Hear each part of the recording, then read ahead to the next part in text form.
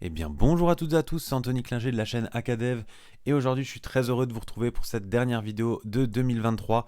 D'ailleurs j'en profite pour vous passer de très joyeuses fêtes et de vous souhaiter que du bon pour la nouvelle année qui arrive. Et du coup pour cette nouvelle vidéo et dernière vidéo comme j'ai dit de 2023, je vais vous apprendre à utiliser une librairie JavaScript totalement gratuite qui s'appelle Quill et qui va vous permettre de créer des éditeurs WYSIWYG. Donc qu'est-ce que c'est qu'un éditeur WYSIWYG? C'est tout simplement un éditeur de contenu comme sur WordPress par exemple, où vous allez pouvoir ajouter du style facilement à du contenu que vous êtes en train de rédiger et derrière de récupérer ce contenu pour pouvoir l'insérer par exemple en base de données ou l'enregistrer sur du local storage ou des choses comme ça. Vous allez voir qu'il n'y a vraiment pas besoin de grosses connaissances dans cette vidéo, notamment si vous êtes débutant en JavaScript ou en HTML, CSS. Vous allez voir qu'il y a très peu de choses et au final on arrive très rapidement à avoir quelque chose qui rend bien. Alors en général, on va utiliser ce genre d'outils quand on va avoir besoin de récupérer des informations côté client, par exemple des informations sur, je sais pas moi, nom, prénom ou des choses comme ça. En général, on n'utilise que des inputs texte, mais dès qu'on va venir chercher du à propos, par exemple, ou une description, là on peut être amené à donner l'accès à un utilisateur, à un éditeur WYSIWYG. Pour commencer, je vous conseille d'aller sur Google et taper Quill.js, donc Q-U-I-2-L-J-S. Et grosso modo, voilà à quoi ça ressemble. Ici, on vous montre un peu l'interface auquel on aura le droit une fois qu'on aura installé tout ce qu'il faut. Vous allez voir que on va y arriver quand même très rapidement. Et vous voyez qu'ensuite, ici, on peut même choisir une fonte, choisir une taille, mettre en gras, laisser en italique, etc. Et ça vous montre un peu l'exemple ici. Et on peut ajouter encore plein d'autres choses. C'est ça qui est quand même très intéressant. Et bien sûr, il y a énormément de fonctions qui ont été développées par Quill pour vous donner accès du coup à notamment des liens, des vidéos et des contenus médias qui peuvent être intégrés directement dans l'éditeur WYSIWYG. Pour commencer, qu'est-ce que vous allez faire? Vous allez cliquer tout simplement sur documentation en haut à gauche. Et ici, on a un quick start. Donc ça va nous aider notamment pour le départ. Mais vous allez voir qu'on va quand même y aller petit à petit pour tout comprendre. Dans un premier temps, il va nous falloir un fichier HTML standard, ou PHP évidemment, ça marche de la même manière. Et du coup un navigateur. Moi je vais utiliser Google Chrome pour cette version là et du coup vous allez juste avoir besoin de ça. Pas besoin pour l'instant d'avoir un style.css, sauf si derrière vous voulez ajouter votre propre style par-dessus l'éditeur, mais bon, encore une fois, moi je vous conseille d'utiliser ce qui existe déjà. Normalement, niveau charte, on est quand même plus ou moins propre. Première chose à faire, ça va être de définir le HTML de base. Donc nous, ce qu'on fait, on utilise le raccourci VS Code avec point d'exclamation tabulation pour avoir en fait la base du code, comme d'habitude. Je vais appeler mon document éditeur de contenu WYSIWYG. Donc d'ailleurs, WYSIWYG, pour ceux qui ne savent pas ce que ça veut dire, c'est What you see is what you get, tout simplement. WYSIWYG, comme c'est pour ça que ça s'appelle comme ça. On enregistre, on rafraîchit, on a bien notre nouvelle page index.html avec ce qu'on lui a donné ici et tout ce qu'on va lui ajouter pour l'instant, c'est ce qu'on nous fournit. Donc on va nous fournir déjà un CDN au niveau du style. Donc celui-là, vous allez intégrer juste après votre title. Et ce CDN, il va tout simplement il va tout simplement vous appeler le JavaScript standard par défaut, pas le JavaScript, pardon, mais le style CSS du style, donc Snow, parce qu'il existe plusieurs styles, ça on pourra le voir après. Donc qui vous donne accès à soit un éditeur de contenu de couleur claire, on va dire, thème light, ou alors un thème dark avec du coup un thème avec une autre feuille de style CSS. Là on a appelé CSS, maintenant il va falloir appeler la partie script. Donc pour ça, on va dans le body vers le bas et on va coller tout simplement la balise script. Et rien à faire de plus pour l'instant. C'est en plus de ça la version, normalement, j'imagine que c'est la dernière version qui propose sur la documentation. Voilà, bon, elle n'est pas minifiée, vous pouvez le faire. Mais en général, je pense qu'il y a tout. Ouais, je pense qu'il y a tout. Donc comme dit, vous pouvez la minifier si vous avez besoin encore plus de performance. Maintenant, moi, ce que je vous conseille de faire, en général, c'est juste de linker le CDN. Comme ça, s'il y a des mises à jour ou quoi, elles sont automatiquement reliées. Voilà. Maintenant, il va nous falloir créer une nouvelle div, tout simplement. Ça va être très rapide. Et on va lui donner un ID. On va lui donner l'ID editor. Jusqu'à présent, si je rafraîchis, on n'a absolument rien qui se passe et c'est tout à fait normal. Maintenant, ce qu'on va faire ici, avant même d'ajouter de l'autre HTML, on va venir copier cette petite balise script qui en fait contient l'initialisation si vous voulez, de notre éditeur WYSIWYG avec le thème Snow qu'on a importé juste ici, donc d'où le rappel de Snow dans notre feuille de style. J'enregistre, je rafraîchis, et là, normalement, si on a bien fait les choses, on a déjà un éditeur de contenu qui est juste ici, sur lequel on peut déjà interagir, c'est-à-dire, vous voyez que je peux déjà écrire du texte, j'ai déjà une partie avec des styles de titres. Je peux mettre du gras, je peux mettre en italique, souligné, etc. Et normalement, vous voyez que ça fonctionne très bien. On a bien tout qui est OK. On peut même mettre un lien, etc. Voilà. Donc jusque-là, pour l'instant, tout est très très simple. Maintenant, ce qu'on peut faire également, et vous allez le voir ici, eux, ils nous proposent de faire un copier de ça, et je vais vous montrer pourquoi. J'enregistre, je rafraîchis, et là, vous voyez qu'en fait, le contenu s'est adapté. Quand je dis le contenu s'est adapté, ça veut dire quoi? Ça veut dire qu'en fait, à chaque fois que vous allez rajouter une ligne, par défaut, ça va augmenter, on va dire, la taille, vous voyez ici, de votre éditeur de contenu. Ça, vous avez plusieurs possibilités. Soit vous le laissez tel quel, et en fait, ça vous importe peu.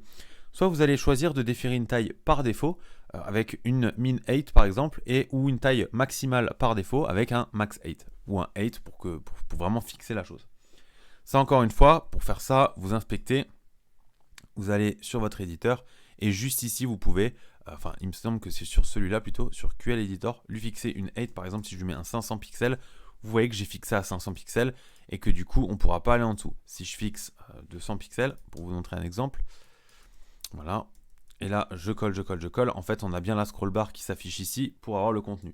Ça peut vous aider notamment si vous avez des mises en page assez spécifiques où vous ne voulez pas dépasser forcément sur d'autres contenus.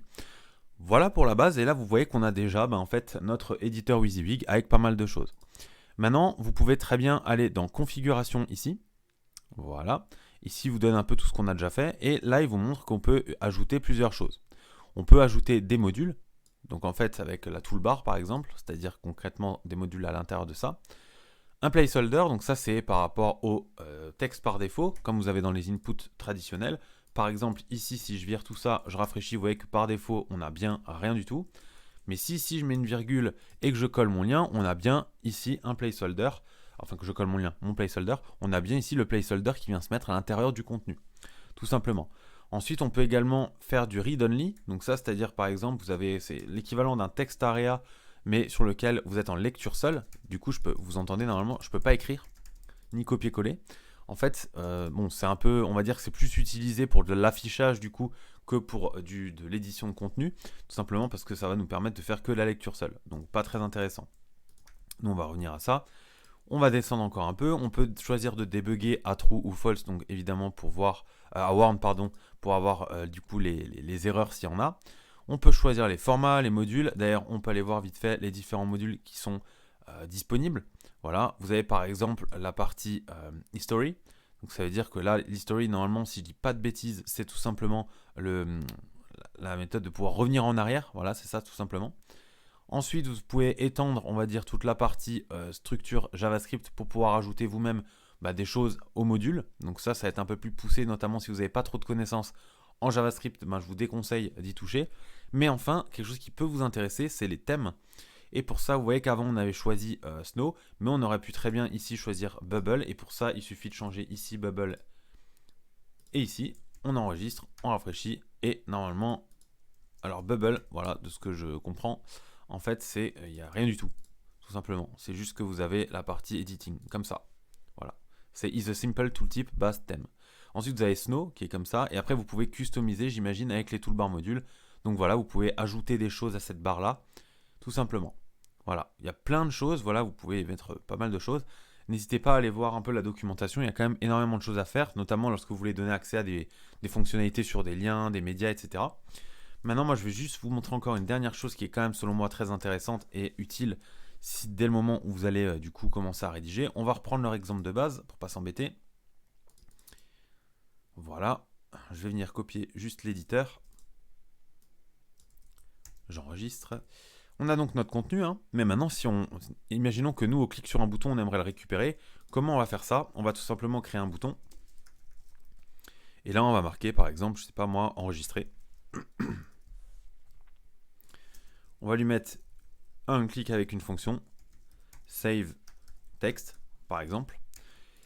Et on va créer ici notre nouvelle fonction. Donc notre fonction, on va l'appeler const save text. Donc là, vous avez plusieurs possibilités. Encore une fois, moi, j'utilise souvent les fonctions fléchées. Vous pouvez très bien utiliser la syntaxe function save text. Et ici, qu'est-ce qu'on va faire? On va dans un premier temps récupérer le content en faisant un query.root, donc c'est-à-dire racine.innerHTML. C'est-à-dire qu'on vient à la racine de notre élément query.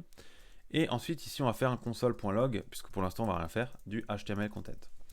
Si j'enregistre tel quel, je rafraîchis, j'ouvre ma console ici et je clique sur enregistrer. Normalement, vous voyez que maintenant, on a notre contenu au format HTML. Petite variation, notamment pour ceux qui préfèrent enregistrer au format JSON. Ça peut arriver, notamment lorsque vous utilisez des bases de données, mais derrière, il va falloir décoder, on va dire, et ça va être un peu plus embêtant. Mais je vais quand même vous montrer la technique. Il vous suffit ici de faire quil.root.innerHTML, de faire quil.getContents.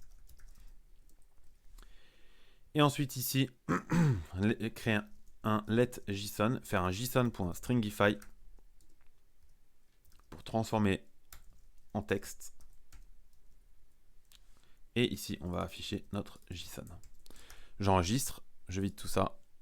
Et là, vous voyez, alors il me dit delta is not defined, oui, tout simplement. Je ne sais pas pourquoi j'ai mis delta, moi. J'ai mis HTML content, c'était mon exemple d'avant. Je rafraîchis, je clique sur enregistrer. Et là, vous voyez que vous avez en fait tout au format JSON, c'est-à-dire que vous avez le contenu, mais également derrière les attributs bold, true, insert bold, etc. Donc ça peut vous dire en fait où se trouve du coup le bold, etc. Je vous déconseille personnellement d'utiliser cette méthode, elle est plus complexe, elle ne sert pas à grand chose. Donc n'hésitez pas à utiliser la version HTML. Donc voilà, j'espère que ce petit tip vous a plu, que cette vidéo vous a plu. N'hésitez pas à mettre un commentaire si ça vous a plu et surtout si vous avez des questions. J'essaie d'y répondre le plus rapidement possible. En ce moment, j'ai beaucoup de travail, mais j'essaie vraiment d'être actif au maximum. Vous voyez qu'on a légèrement diminué le rythme des vidéos, mais parce que là, je souhaite vraiment vous proposer à partir de 2024 une vidéo par semaine sur des thèmes spécifiques, de manière à ce que derrière, vous ne soyez pas perdu et que vous puissiez suivre un peu tout ce qui se fait en ce moment. C'était Anthony Klinger de la chaîne Acadev. On se dit ciao tout le monde.